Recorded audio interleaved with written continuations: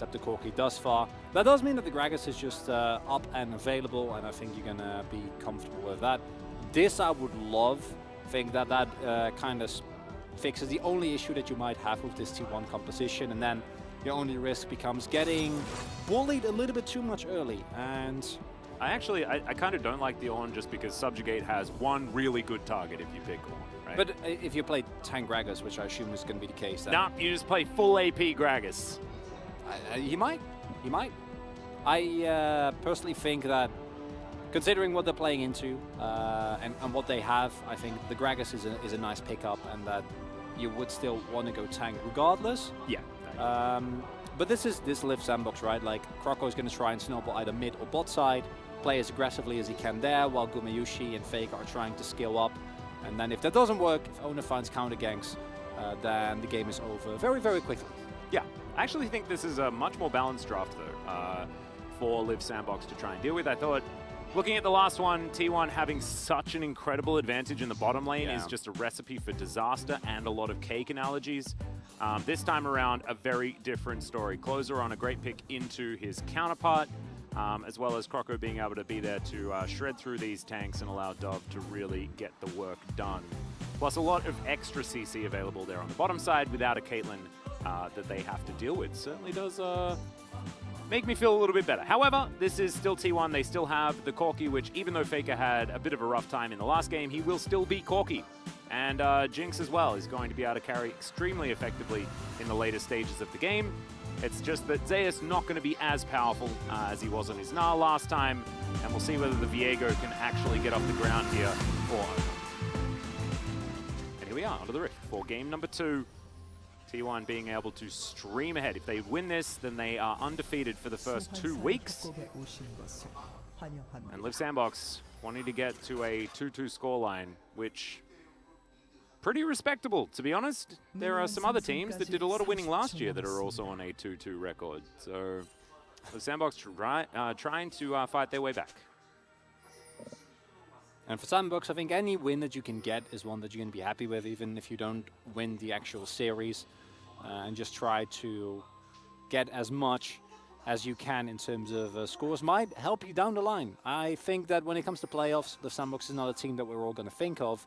But with other teams like DRX, like Colonial Freaks kind of faltering, where I think our expectations for a lot of us were a little bit higher, that might create a vacuum where a Liv Sandbox or a Hanwha Life, which, sure, not at the top of our list, but we also see moments of what could be with these teams. However, in this game, I think Liv Sandbox definitely going to have to try and get a lead. Can be on closer, can be on ice, can be in terms of objectives.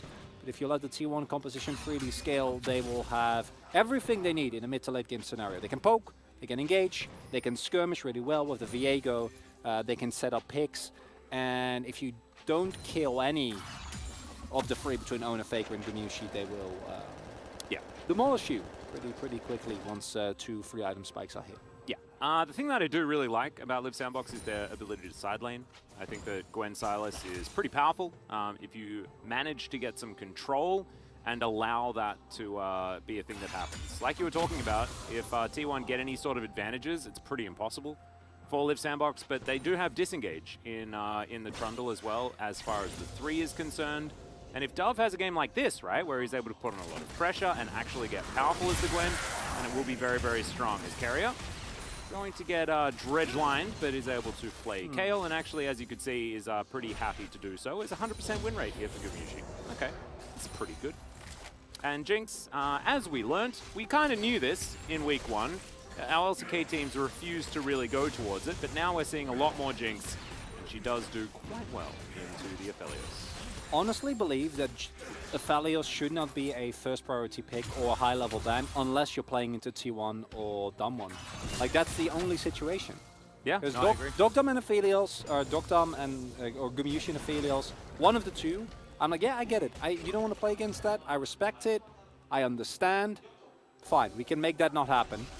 But for any other team, we still see this champion be so high in priority when I'm really glad it's getting punished more and more by the Jinx. Jinx Fresh is a perfectly acceptable response. A lane that, you know, needs some time, but it's not like it's that weak. It's very safe.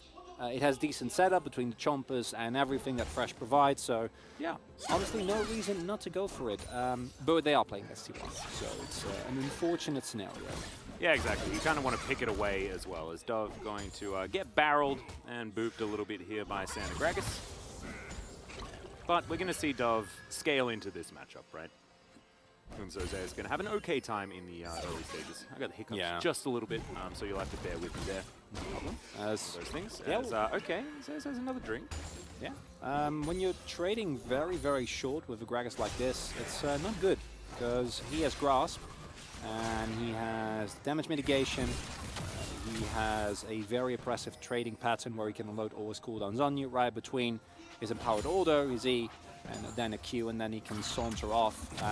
And Dove not really at the point in the game yet where you can look for reliably longer fights, because that's where the Gwen is really going to win out, especially post Riftmaker, at which point Zeus is just going to be relegated to wave clear and kind of hang in there Judy, which is also perfectly fine.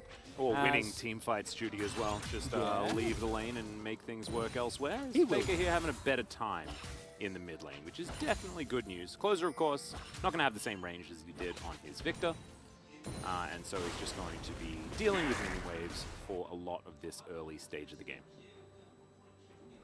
So Ona going to get spotted here, and I wonder where we're going to see the first jungle attention being put. Closer also not going for the teleport here, meaning that any potential side laning in a 1-3-1 scenario later in the game really going to be neutered, more so looking towards that 1-4 with just Dove somewhere off. But, and this is what I want to see, it's good for roams, right? KL making his way towards mid, yes. Croco looking for Ona, also perfectly fine.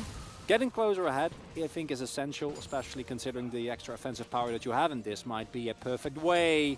Yeah, Croco gonna wander in. Ona gets to the brush in time as he looks to try and clear out a little ward there. Croco gonna do the same thing as both of these control wards should be taken down. KL wandering through the enemy jungle. And Croco is going to make sure he secures these popcorn chickens and does so pretty comfortably. Bit of denial, and I really like it. Liv Sandbox staying very even with T1 at this stage, while Faker wins out on a nice trade there. She makes his way back to lane. Closer picks up some rockets. Throw him away towards Faker again. Okay. Oh, man. See, it does work out quite well. You know, you get yourself some of your own rockets, and things are great. As Closer does, of course, have the Kingslayer available. It's a good hook from Carrier, though. So he decides to go in. Flash comes out. Ignite is there, and it's ticking onto Carrier as well. Has to flash to escape the final rocket there. A lot of summoners traded as another battle here towards the top side of the map. Dove, not quite as immune as he would like to be, however, wins out on the trade very nicely against Zeus. Ooh, and that was an unexpected amount of damage from Closer because Kyle not actually able to get the hook off there, right? Carrier's posturing, and Kyle then hooking a minion, trying to get I'm not sure if he didn't see the minion or if he was trying to just get as close as possible to land an auto. Would have to check the replay for that, but I think Carrier not quite expecting as much damage coming out there as it did. Ghost only available for Dove, no flash, no instant movement, but will get spotted, so he should still be fine. Yeah. Vision just going to be cleared out, so maybe Dove has to play a little bit more defensively. As we can see, much better news for Liv Sandbox. No passive losing happening at this particular stage. We do have only under a minute before the Rift Herald is available. That is going to be where Zeus is going to find a lot of his power. Dove not going to be able to go back just yet. Has to deal with these minions first. And the Gragas, fresh off a shop, ready for the Rift Herald, is definitely exactly the way you want him. And that is going to mean tempo lead here, really nicely done, right? Like, just very cleanly, textbook play from T1. Owner helping out, meaning you can completely safely shove in that wave. Now Dove is going to shove in the next one, but has to back. And that should mean that there's an opportunity. However, Faker, a little low on mana. Gumayushi also backing just now, so not sure whether T1 have actually created a window for themselves here where they can go for an uncontested Herald. And meanwhile, as Liv Sandbox, I think you're perfectly happy not doing anything, because you do have a Aphelios. One of the champions that, when left alone with a turret, can shred through it very, very quickly. Yeah, exactly. Ona here, just going to help hold this lane for Faker. We'll be able to do so. Croco taking his red buff and Both of our junglers will then be able to path up towards that top side and check on this Rift Herald. Some pings going out here from T1, and they want to be able to grab this one as Fake has picked up the package. And T1 do have a lot of extra power here around the Rift Herald for now. So, now going to start it up. Let's see. The Rocket going to clear out that mid wave. So mid control, package acquired, fresh shot for the Gragas. As Fake, okay, gonna get hooked. Wow, that was some range and some hitbox from the dredge line. As now we're gonna go for a 50-50. Owner locks it down, as now Zeus is in trouble, running away from this one. Super Mega Death Rocket comes down as Dove is just going to get that needle work through, and Owner comes down. Oh, not able to get the eye. Unfortunate. Liv Sandbox actually, as that happens, will be able to win out on this moment by a large margin. They'll pick themselves up a kill and deny the ever so crucial eye of the Herald. No Shelly in this party, also putting ahead Dove. And in a scenario where you're looking to at least have the opportunity to put this Gwen in a side lane, she picks up a plate, she shoves an entire wave into the turret. Zeus getting put further behind. Whoa, flashes and flashes. Okay, Cal, I see you. Some aggression right there, I like it. Zeus going to move it back up towards this top side, but that was like basically a whole wave that he missed out on. Really bad news, and now Dove is in a very great spot. And remember, we have to go back to what we were talking about at the beginning of the game. Liv Sandbox need this for their composition to remain in control. And the key thing here, of course, is that yes, Faker survives. Yeah, that's right there. Faker survives, but one of the key things that makes them, I think, opt into the fight here is that they have a Corki with package. Right, that is an incredibly strong tool that you can use to split the fight, that does an insane amount of damage. Instead, that has to be used defensively. And I think Zay is also not really quite on the same page, as he was looking a lot more aggressively for that fight, because I'm pretty sure T1 was like, we can do this.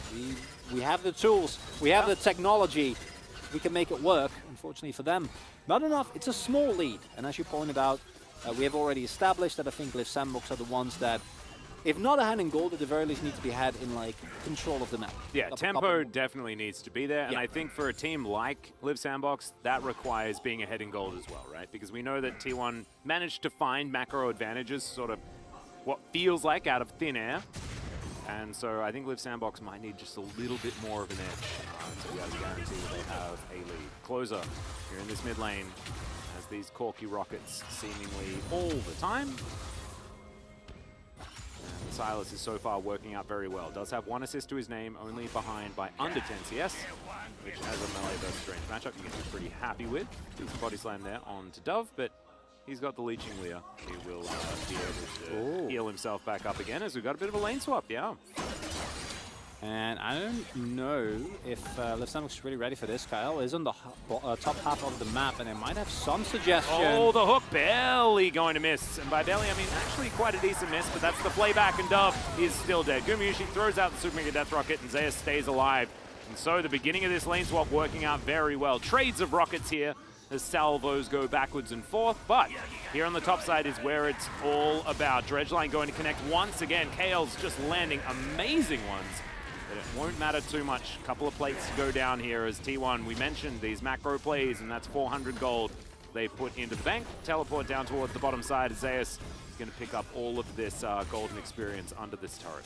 What it also does, which is it kind of disallows what would usually happen, which is Liv Sandbox going for a second Drake. Because I think that second Drake actually is a really nice way for Sandbox to get more of the aforementioned control, right? Get into a better position as they move into the later stage of the game, where they're going to be a bit more reliant on T1 making a move on them when they don't necessarily want to do so. But because both Kyle and Croco were forced to respond towards that topside play, there's not really an opportunity here, and that is a very laid back. With Dove having bot, now Croco is going to have to catch the wave. I don't think he really can, even with Kyle on his way. And this happened last time as well, right? T1 is just so relentless in playing for plates, and Liv Sandbox is not responding well. This is the problem, and you saw there towards the bottom side, right? Zeus was really struggling under that turret, taking a lot of damage, missing a lot of CS, but as you saw, Dove wasn't farming at all. He wasn't anywhere near any lane, so it's absolutely fine. And even though it might look like a bit of a worrying time, it is absolutely not. Faker picks up yet another package.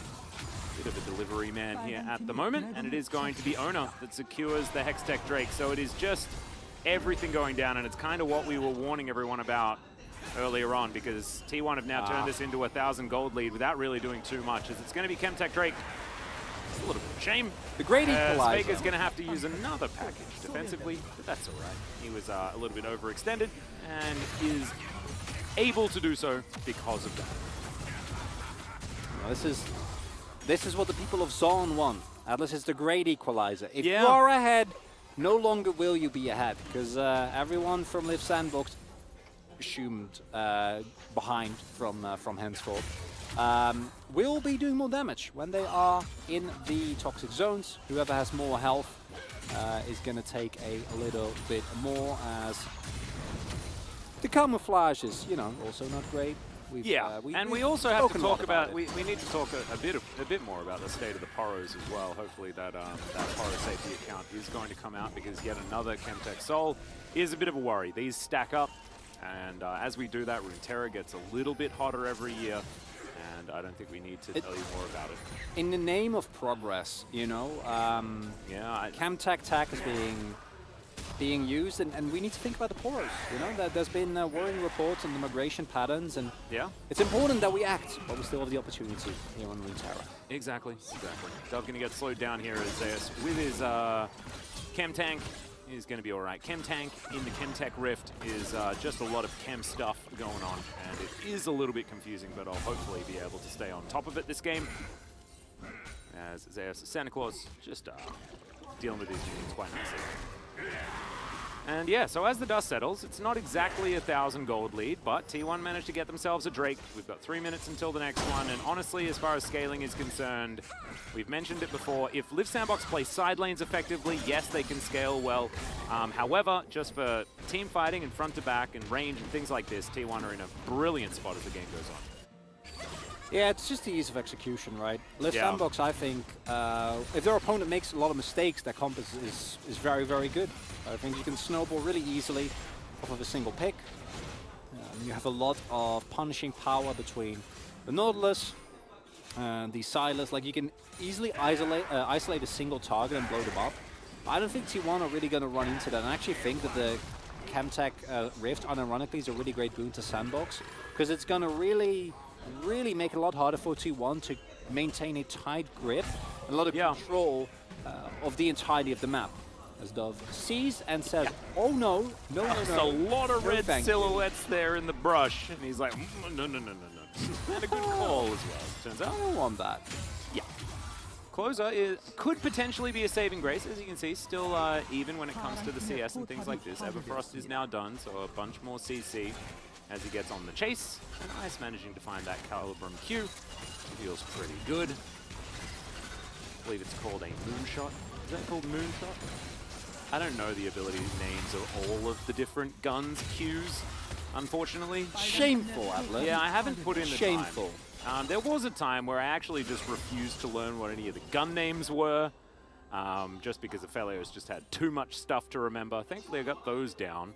It's just the different ability names of all the different Qs, of all the different guns, just a bit tough. Thankfully, that's Turret, which isn't named Turret, but we should get a better name for the Aphelios turret, I think. Like, we don't, it feels like one of those things where we should have an endearing LCK name for it as Faker.